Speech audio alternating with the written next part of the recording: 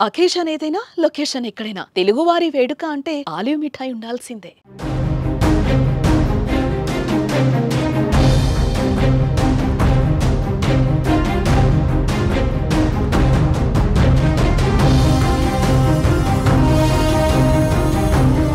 పాక్ మరో దుశ్చర్యకు సిద్ధమవుతోంది. ఫైటర్ జెట్లు, డ్రోన్లు, క్షిపణులతో భారత్ అటాక్ చేసే దమ్ము తనకు లేదని తెలుసుకున్న పాక్ అణుబాంబుల పేరుతో మరోసారి భయపెట్టేందుకు ప్రయత్నిస్తోంది.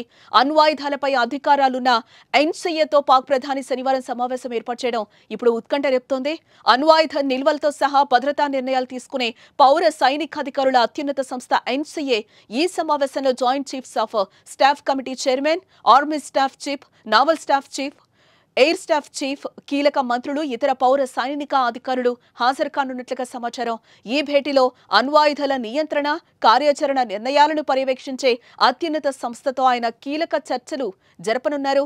భారతదేశంపై అణు ఆయుధాలను ఉపయోగించే అంశంపై ఈ సమావేశంలో చర్చ జరపనున్నారని తెలుస్తోంది.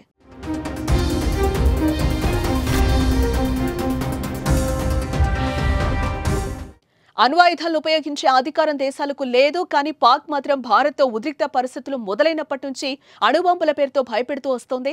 ఆ దేశం మంత్రులు భారత్ దాడి చేస్తే అణుబాంబులు వేస్తామంటూ హెచ్చరించారు. ప్రస్తుతం ఇరు దేశాల మధ్య యుద్ధ పరిస్థితులు నెలకొన్నాయి. సింధూర్ తరువాత పాక్ పదే పదే భారత్లో దాడికి ప్రయత్నిస్తోంది. ఆ దేశ ప్రజల వద్ద ఉనికి చాటుకోవడానికి విశ్వ ప్రయత్నాలే చేస్తోంది. ఫైటర్ జెట్లు, డ్రోన్లు, క్షిపణులు అటాక్ చేసి పాక్ ప్రజల వద్ద హీరో అవ్వాలని కోరుకుంటోంది. కానీ భారత రక్షణ వ్యవస్థ ముందు పాక్ పప్పులు ఉడకడం లేదు. పాక్ దాడిని, యత్నాలను భారత్ ఆయుధాలు భగ్నం చేస్తున్నాయి.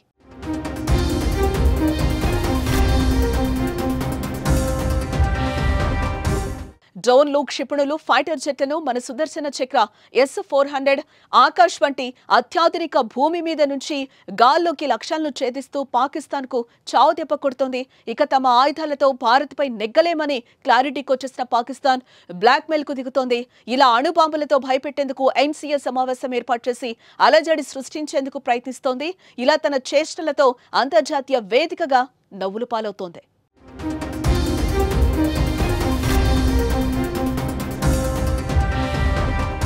ఇక ప్రపంచంలో అణుబాంబులు కలిగి ఉన్న దేశాలు 9 ఉన్నాయి. ఆ దేశాలు అమెరికా, ఫ్రాన్స్, చైనా, రష్యా, భారతదేశం, యునైటెడ్ కింగ్డమ్, ఇజ్రాయెల్, ఉత్తర కొరియా, పాకిస్తాన్. ఆయుధ నియంత్రణ సంఘం ప్రకారం భారతదేశం వద్ద 180 అణు ఆయుధాలు ఉంటే పాకిస్తాన్ వద్ద 170 అణు ఆయుధాలు ఉన్నాయి. అంతేకాకుండా రెండు దేశాలు ఇప్పటికీ మరికొన్ని ఆయుధాలను తయారు చేస్తున్నాయని నివేదికలు చెప్తున్నాయి. భారత్పై అణుబాంబు ప్రయత్నం చేస్తే మాత్రం ప్రపంచ పటంలో పాకిస్తాన్ మ్యాప్ కనిపించకుండా పోవడం మాత్రం ఖాయం.